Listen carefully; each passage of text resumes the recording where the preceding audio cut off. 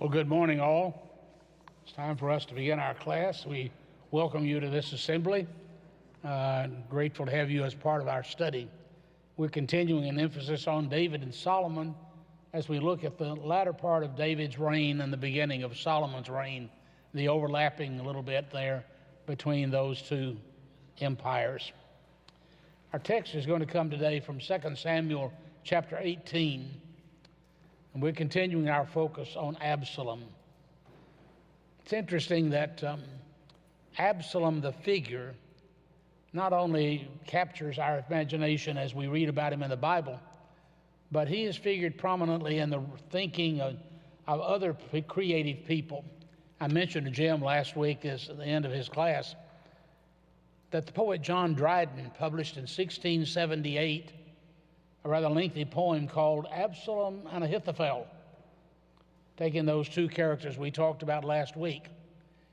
He did that as a kind of political satire because the heir apparent to the throne of England at that time was a Catholic, and there was an upsurge of opposition to him trying to keep a Catholic off the throne, and that's what the poem is about. He borrows the names of Absalom and Ahithophel, but doesn't tell their story as much as he tells the story of some scheming and conniving to keep somebody off the throne and put somebody else there.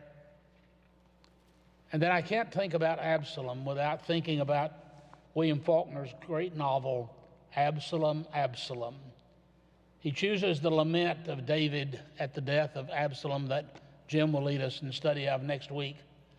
Absalom, Absalom, Absalom, my son Absalom. And Faulkner's borrowed that for the title of what is one of his greatest novels, a very difficult book. And I remember the first time I attempted it, I got about 50 pages and thought, I don't think God ever meant for somebody to read this. But I came back later and read it with a great deal of satisfaction and joy. It's a great novel. But you just can't get away from the story of Absalom. And then one other literary reference, and I'll get to the Bible, but have to think about some things that I have an interest in too. For years I have taught one of Edgar Allan Poe's best-known short stories, The Fall of the House of Usher. And I could not help thinking of it as I began this study, because what we're dealing with right now is the fall of the house of David. When Nathan said to David, the sword will not depart from your house. He wasn't just talking about the physical house. He was talking about the family line of David. And that's exactly what Poe treats in that story, except for Poe, it's a dual collapse. It's literally the fall of a house. The house collapses, the physical house, but it's also the end of the lineage, the household and the family of Usher. We watch the degeneration of David and his family over these next several years. So, what do we think about Absalom? What's wrong with Absalom? Well, to begin with, if he'd been living in the New Testament, we would very quickly have applied a statement of the Apostle Paul to him. He thought more highly of himself than he ought to think. He was a person with delusions of grandeur. Where did they come from? Did they originate from David's own stories about himself and Goliath? After all, David grew up as the boy hero of the Hebrew people. He conquered Goliath. And then he became a soldier in Saul's army and was praised by many of the people. Saul has slain his thousands, but David his 10,000s. He had quite a reputation. We know that David never corrected his sons. Did he ever brag to them? Did he say, let me tell you about the day I met Goliath. Let me tell you about the day I went to battle with Saul and his army. Let me tell you about this or that exploit. Was Absalom trying to be like his father? And then he got carried away and tried to replace his father? I don't know all of that. We don't know the motivation for Absalom. We know that he was jealous. We know he was vindictive. We know he was determined to destroy Amnon because of Amnon's abuse of Absalom's sister. We know he later determined that he was going to lead a coup to be sure he became the heir apparent with Amnon out of the way. Why couldn't it be Absalom? And he was determined he would eventually sit on the throne. That was not going to happen, but it did. He dreamed it. He did all manner of things to curry the favor of the people. At one point we read, he stole the hearts of the people. We would call him a manipulator. We'd call him a conniver. He knew how to handle people. And he did it in a very interesting way. Number one, he made himself available. He was a very public figure. He sat at the gate of the city. And when people came along with a complaint, he said, tell me about it. You know, if I were king, I could resolve that. I could take care of you in just a minute, and you'd go away very happy. He could build up hopes in people. And they saw him as a man very interested in others, and they were attracted to him. We already know that he was physically very handsome. There was something special about him. We've already learned that a bit about the hair. I tried to think of anybody else in the Bible for whom hair was so important other than Absalom and Samson. It didn't serve either of them very well, did it? I don't know whether that's God's way of saying, men, don't let your hair grow too long. Could be. Paul says that long hair is a shame for a man. But that's far removed from the era of Absalom. So what made him happy? What made him function? What made him do what he did? Jesus said in one of his comments to his disciples, a man's enemies are those from his own household. He understood that in terms of his disciples. From among his own immediate group, there would arise not just one enemy, there were going to be some other disappointments. Peter, Thomas, we know. From among your own household. And then when Paul talked to the Ephesian elders, he gave them a similar warning. From among yourselves, men will arise speaking perverse doctrine. You have to be careful about your associates. They could present a problem. Be sure your sins will find you out. Could apply to Absalom. Keeping the wrong company could apply to Absalom. His advisors were not always the best choices. People who came to offer him advice offered him some bad advice. Ahithophel was one of those advisors. Perhaps the most extreme advice Ahithophel offered was when he said to Absalom, you remember when David left Jerusalem? He left behind in the palace 10 concubines. You need to go and sleep with them on the roof of the palace. What do you suppose Ahithophel had in mind? Recreating the Bathsheba story? After all, Ahithophel was Bathsheba's grandfather. Boy, that would say something to the public, wouldn't it? David committed adultery with 1. You could commit adultery with 10. To his credit, Absalom rejected that advice, and because he did, Ahithophel committed suicide. Surrounding himself with the wrong people to give advice. Well, let's see what we can find out about the story of the death of Absalom. I said from 2 Samuel chapter 18, we're going to begin reading the first few verses. And David numbered the people who were with him and set captains of thousands and captains of hundreds over them.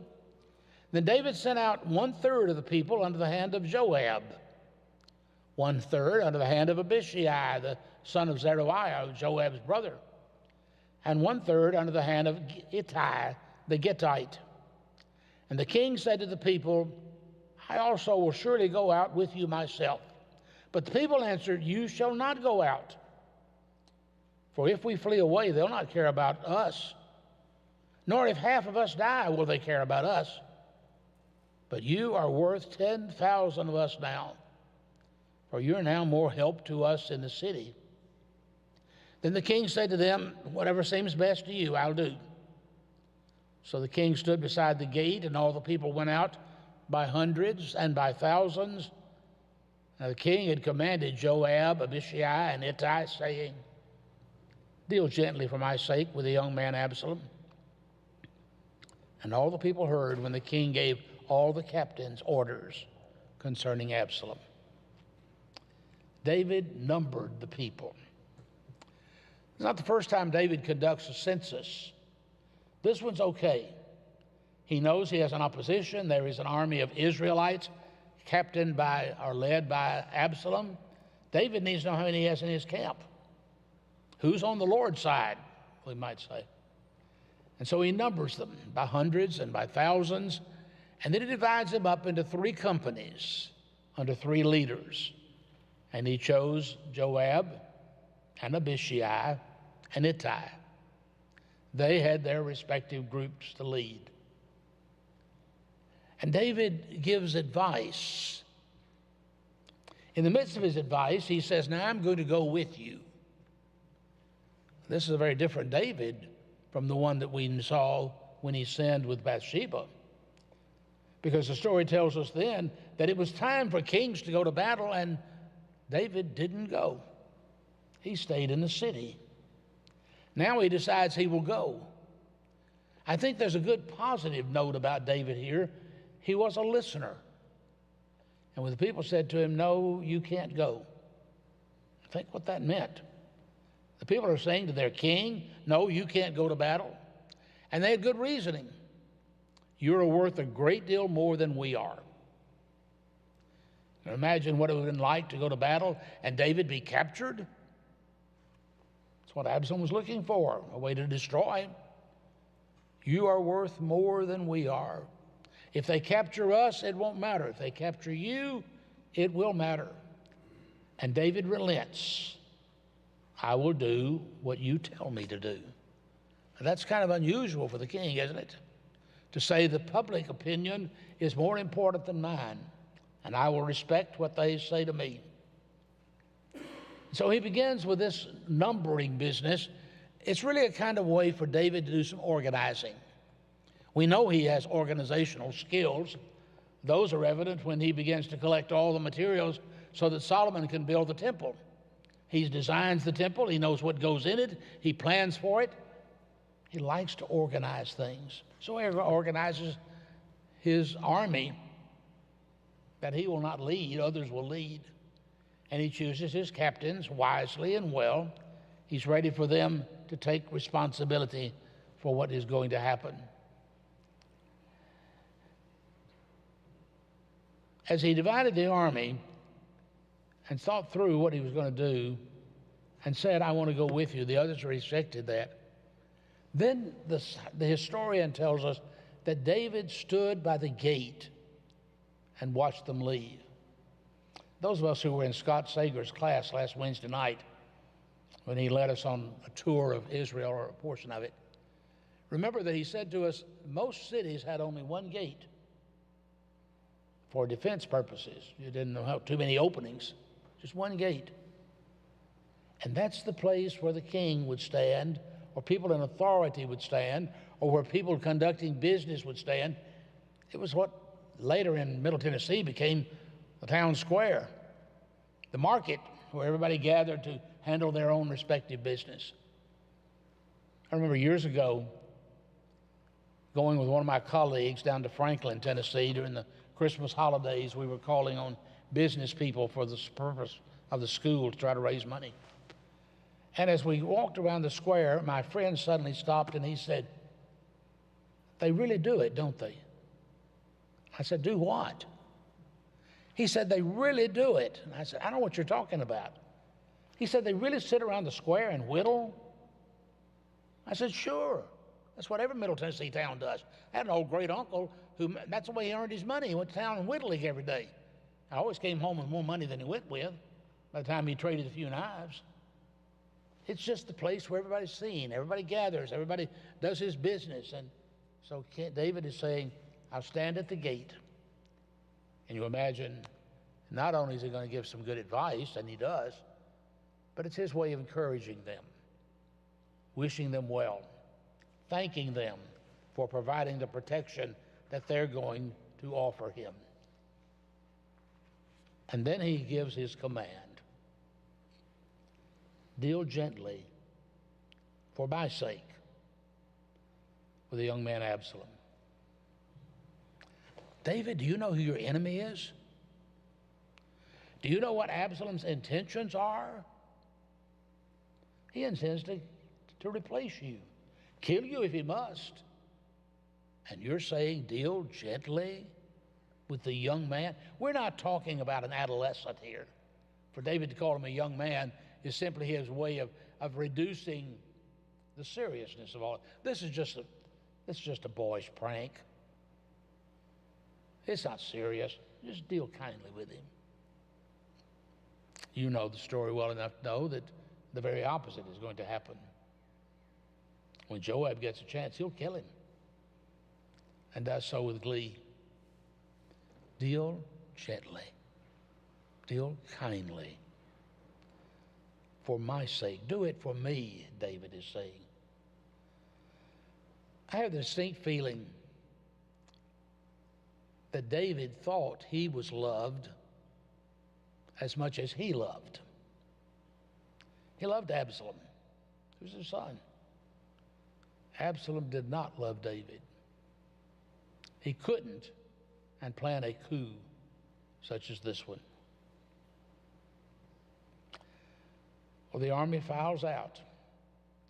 They have their assignment. They're going to confront the army of Absalom. They supposedly are going to protect Absalom himself as much as they can. All of them heard David's words. He either announced it boldly and loudly, or he repeated it over and over as they filed out. Everybody in that army knew David's desire: deal gently with the young man. So we go to battle. Pick up in verse 6. So the people went out into the field of battle against Israel, and the battle was in the woods of Ephraim. The people of Israel were overthrown there before the servants of David, and a great slaughter of 20,000 took place there that day. For the battle there was scattered over the face of the whole countryside, and the woods devoured more people that day than the sword devoured. We don't know a whole lot about the battle. We're not given many specifics, but we know a few things. We know first it's in the woods of Ephraim. It's not out on an open battlefield, such as they might be more accustomed to. These folks were fighting in the midst of a wooded area. And the wooded area likely included not only the woods themselves, but there were streams, there were rocks, there were likely caves, all manner of things that would hinder these people. Absalom's army was not necessarily a trained army. It was quickly assembled. It had one distinct purpose in mind: to do Absalom's will. And all of a sudden, they're now in the midst of a great fight. So great that they suffer extreme losses. 20,000. The sword was indeed devouring a large number of people. The woods had a great deal to do with all of that. If you think of these inexperienced soldiers, not a trained army, inexperienced, and they're out there in the midst of some battlefield that's really just a wooded area that they're having to fight among the trees, find their way around one place to the other, and they're suffering losses at every turn. David's army was a trained army. They were prepared for battle, and they went into it clearly ready. But they didn't find things falling in place just as much as they had hoped for. The battle was scattered over the face of the whole countryside, and the woods devoured more people that day than the sword devoured. Who was the enemy that day? The woods themselves. The setting contributed to a vast loss of people. It's interesting that the historian here focuses really on just a narrow picture of the war. The battle itself occupies very little space. But then we turn to a focus on two people, really on three. We turn to focus on Joab and Absalom, a third person who brings information.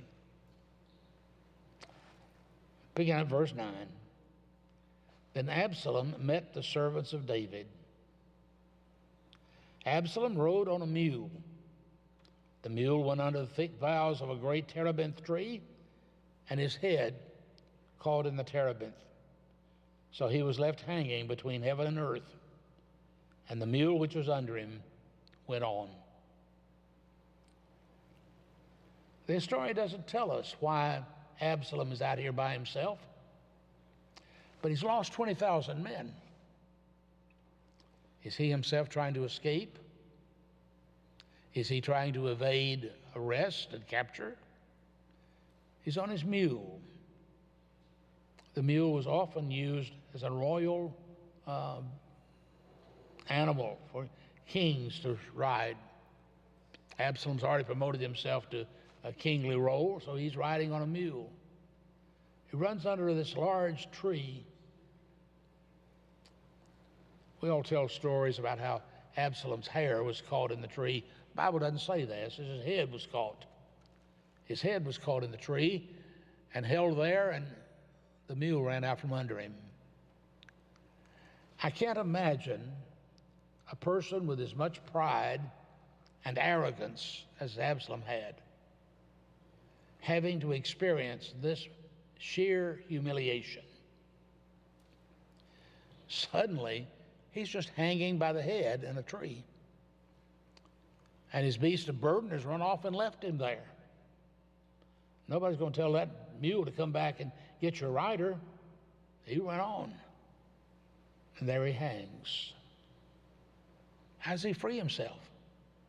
Where's all that vast army that he had acquired? Where are his most protective men who should have been around him? They're all gone. Has he abandoned them, or have they abandoned him? That we don't know.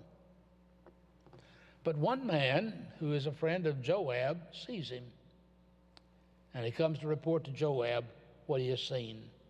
A certain man saw it and told Joab and said, I just saw Absalom hanging in a terebinth tree.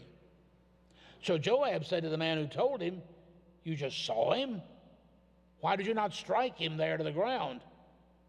I would have given you 10 shekels of silver and a belt.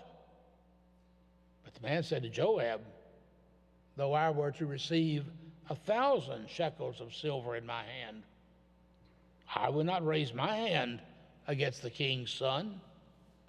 For in our hearing the king commanded you and Abishai and Ittai, saying, beware lest anyone touch the young man Absalom. I wouldn't take a chance on that. You gave me 1,000 shekels. I heard what David said. This man has the same degree of honor that David showed when some of his men tried to persuade him to kill Saul. I will not raise my hand against the Lord's anointed. Saul was the Lord's anointed. Absalom is not the Lord's anointed, but he is the king's son.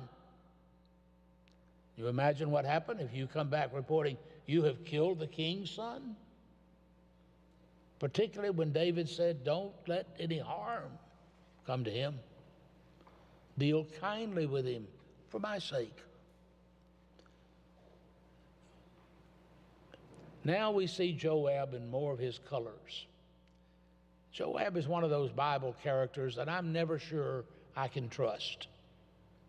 He's always going off in some strange direction, and he doesn't hear. He's been given the right direction, the right commands, but he ignores them. He says very plainly, I would have killed him. Otherwise, The young man says, I would have dealt falsely against my own life, for there's nothing hidden from the king, and you yourself would have set yourself against me. Interesting compliment there. First, a compliment to David. Nothing escapes the king. You let it be done in the midst of a forest, David will find out about it. He'll know about it. And then he says, you yourself would have turned against me if I'd killed him, because you'd been forbidden to harm him.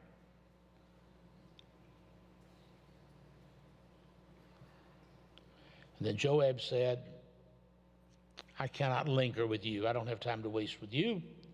He took 3 spears in his hand and thrust them through Absalom's heart while he was still alive in the midst of the terebinth tree. And 10 young men who bore Joab's armor surrounded Absalom and struck and killed him. Poor Absalom just got beat up all over. Joab takes 3 darts or 3 spears, throws them into him. They do not kill him, but the 10 men who were with Joab struck him and killed him. Joab then blew the trumpet, and the people returned from pursuing Israel. It's a signal that it's all over.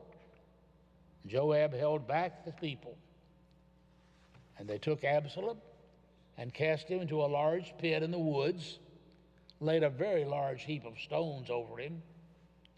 Then all Israel fled, everyone to his tent. Now Absalom in his lifetime had taken and set up a pillar for himself, which is in the king's valley. For he said, I have no son to keep my name in remembrance. He called the pillar after his own name, and to this day it is called Absalom's monument. We just don't know all the things Absalom did in anticipation of his royal position. It's really something to erect a monument in your own honor before you even have any honor. Before he becomes king, he sets up a monument to praise himself. Interesting statement there in verse 18. I have no son to keep my name in remembrance. We don't know what happened to Absalom's children, but we were told in last week's lesson he had 3 sons and a daughter. You have to wonder if that's a part of that sword never leaving the house of David. Because by now he has no sons. Had they been in this army? Were they among the 20,000 who were killed? I have no son to remember me. I have no son to raise my name in remembrance. It's pretty bad when you have to build your own statue. Pretty bad when you have to decide, I'm going to honor me.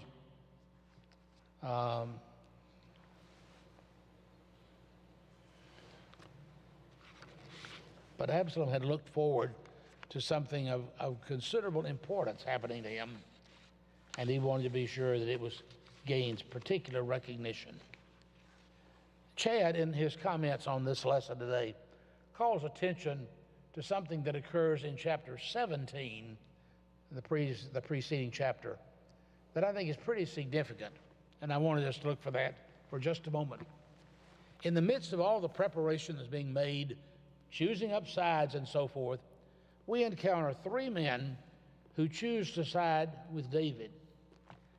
Chapter 17, the last 3 verses of that chapter. Now it happened, that's one of those phrases in the Bible that suddenly says, we're going to break the story for a minute. Now, while all this is going on, here's something else was happened.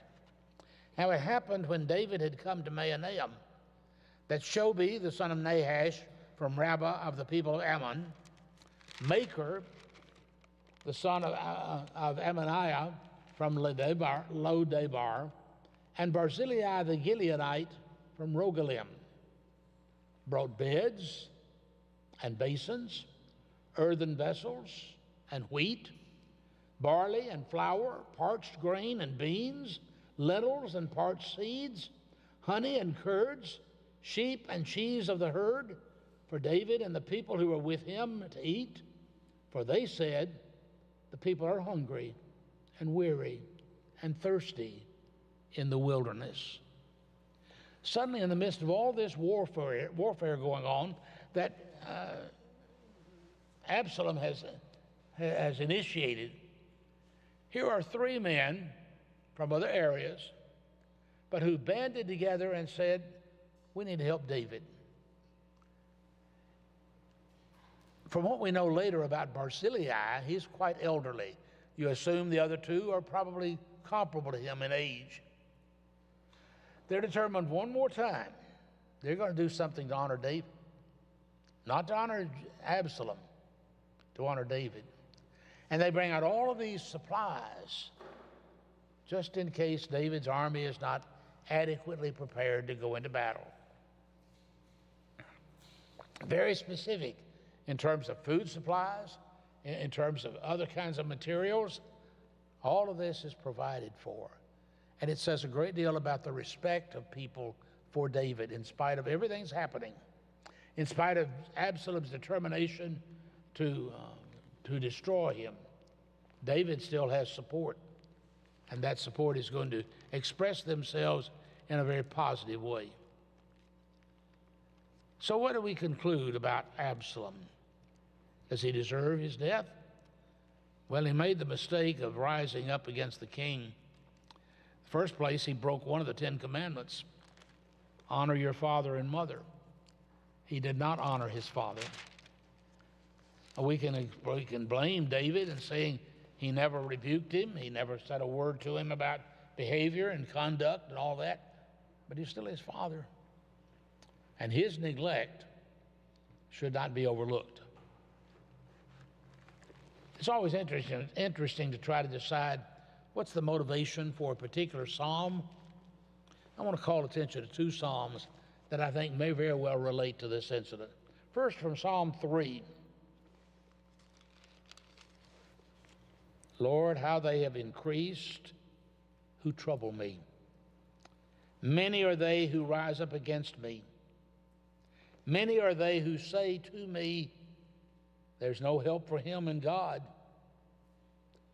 But you, O Lord, are a shield for me, my glory, and the one who lifts up my head. I cried to the Lord with my voice, and he heard me from his holy hill. I lay down and slept. I awoke, for the Lord sustained me. I will not be afraid of 10,000s of people who've set themselves against me all around. Arise, O Lord. Save me, O my God. For you have struck all my enemies on the cheekbone. You've broken the teeth of the ungodly. Salvation belongs to the Lord. Your blessing is upon your people. How they have increased who trouble me. Many are they who rise up against me. And so here was this great force. And then Psalm 55, which may even be more specifically aimed at Absalom and his folly. Let me read a portion of that.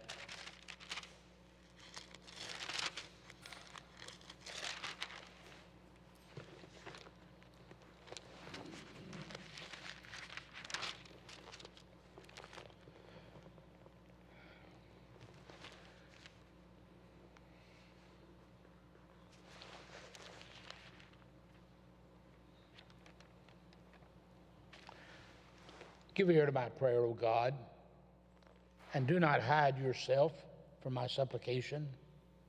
Attend to me and hear me. I am restless in my complaint and moan noisily because of the voice of the enemy, because of the oppression of the wicked, for they bring down trouble upon me, and in wrath they hate me. My heart is severely pained within me, and the terrors of death have fallen upon me. Faithfulness and trembling have come upon me, and horror has overwhelmed me. So I said, oh, that I had wings like a dove. I would fly away and be at rest. Indeed, I would wander far off and remain in the wilderness. I would hasten my escape from the windy storm and tempest. Destroy, O Lord, and divide their tongues, for I've seen violence and strife in the city. Day and night they go around it on the walls. Iniquity and trouble are also in the midst of it. Destruction is in its midst. Oppression and deceit do not depart from its streets. For it's not an enemy who reproaches me, then I could bear it. Nor is it one who hates me, who has exalted himself against me, then I could hide from him. But it was you, a man my equal, my companion and my acquaintance. We took sweet counsel together and walked in the house of God in the throng. Let death seize them. Let them go down alive into hell, for wickedness is in their dwellings and among them. As for me, I will call upon God, and the Lord shall save me. Evening and morning and at noon I will pray and cry aloud, and he shall hear my voice. He has redeemed my soul in peace from the battle that was against me, for there were many against me. God will hear and afflict them, even he who abides from of old, because they do not change, therefore they do not fear God. So Absalom reveals a great deal about himself.